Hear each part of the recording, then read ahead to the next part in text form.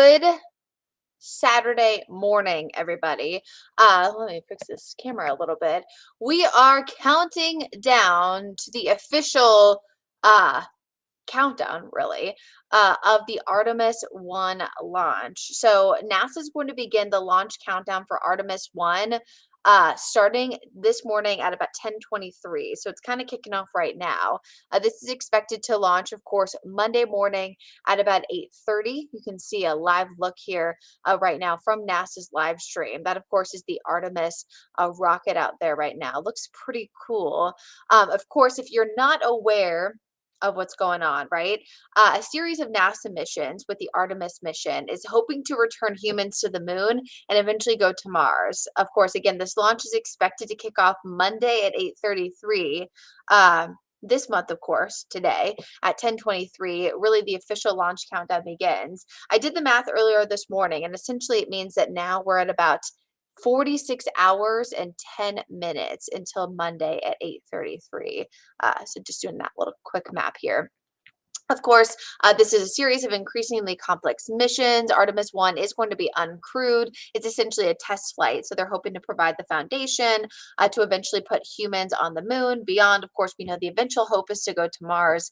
They're also expecting, and I learned a little bit about this more a few months ago when I interviewed Charlie Duke. He's an astronaut actually from right here in the Charlotte area from Lancaster, that he was part of the Apollo 16 mission. And he's actually the youngest person still to this day to walk on the moon. He was talking a lot about Artemis and how they're really excited that NASA is going, back into deep space and hoping to do all these things right again with the moon and eventually to Mars. They're also hoping to put the first woman and person of color on the moon. So lots of course, exciting things coming up. I did have the opportunity to speak to an expert at NASA yesterday about kind of what they're excited about with Artemis, what makes it different, and things of that nature. And we're going to play that for you here coming up in just a second. And I'm also going to give you kind of the launch forecast for Cape Canaveral Kennedy Space Center. They're on Monday. And of course, we're going to talk quickly about our local forecast. So here's that interview. This mission is the first phase of a brand new program which will pave the way for humans to go to the moon and beyond. Here to talk about this historic mission is NASA expert Nuzud Baranse. She is the chief of the Exploration Mission Planning Office. Good morning. Good morning. So great to have you here with us. So NASA is launching this historic mission next week. Can you tell us more about it? Yes, this mission on Monday morning, we intend to launch Artemis I. And this is our uncrewed test flight of the new rocket, the Space Launch System, and the Orion spacecraft, as well as all the ground and mission control systems needed to return to human exploration of the moon. So this is the last checkout that we can make sure everything is safe before we put crews on Artemis II. So this is the first mission, of course, in a newly entirely set of missions here for NASA. So how will this get us ready to send humans back to the moon and onto Mars? So the Artemis missions as a whole, when they come together, will be building out the systems both for cislunar, so in the lunar vicinity, lunar orbit with the gateway, and the surface of the moon, a landing system. So all of these systems are similar to the systems we eventually need for Mars, but building out the exploration of the lunar surface with increasingly ambitious timetables. We're looking to spend 30 days on the surface of the moon, 30 days in orbit. There's a lot of exploration we can do, and that's what we need to be doing to build out to these essentially years-long missions to Mars. So other than the fact that this program also wants to send the first woman, person of color to the moon, how does this new Artemis program differ from the Apollo program from the past? Yeah, so Apollo, when they were, the objectives for the program at the time were to just get to the moon. And so they went to the easiest place on the moon, the equatorial region. They used a single launch vehicle to do so, and they were essentially very short missions. The longest surface mission for Apollo was 3 days. With Artemis, we're looking to go to the south pole of the moon, where there's way more scientific exploration and return, permanently shadowed craters. We may find water ice.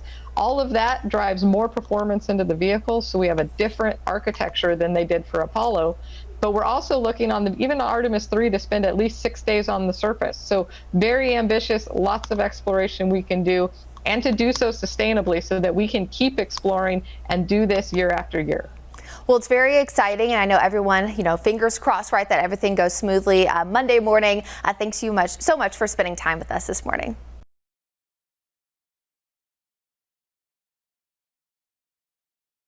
Again, this Artemis 1 mission is uncrewed.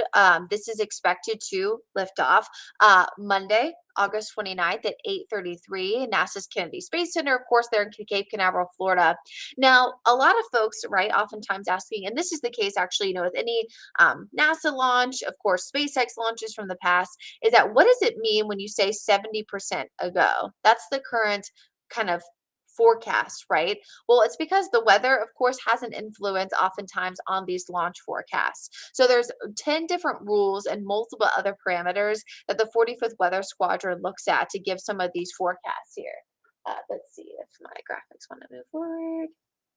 Sorry, guys, we're lagging a little bit here.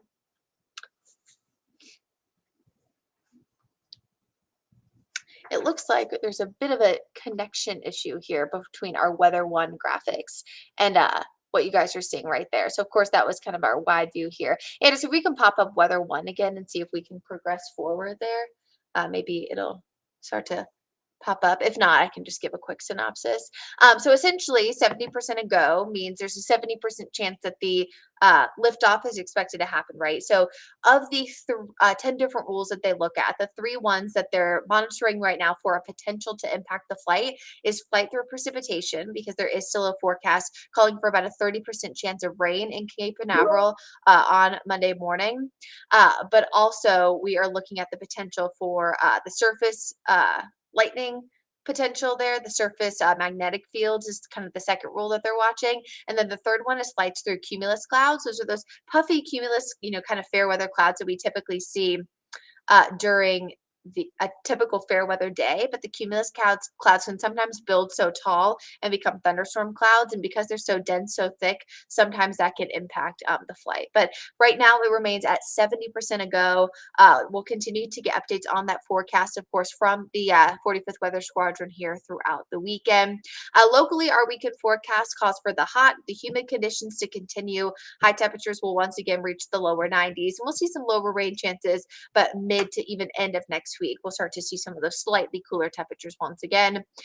Thank you, of course, so much for joining us here for this live stream on a Saturday morning. I just want to remind everyone that our WCNC Chief Meteorologist Brad Panovich will be hosting live coverage of the Artemis 1 launch beginning Monday at 8 a.m. right here, of course, on Restream. We'll have that, of course, on the WCNC Charlotte mobile app. You'll have options as well to watch on your Roku, Amazon Fire, and all those good things as well. So we hope to see you then. Of course, stay tuned to social media and WCNC Charlotte mobile app and website for continuous updates throughout the weekend. And I hope you all have a great and safe weekend close to home. And hopefully you tune in with us Monday starting at 8 o'clock. Have a great one.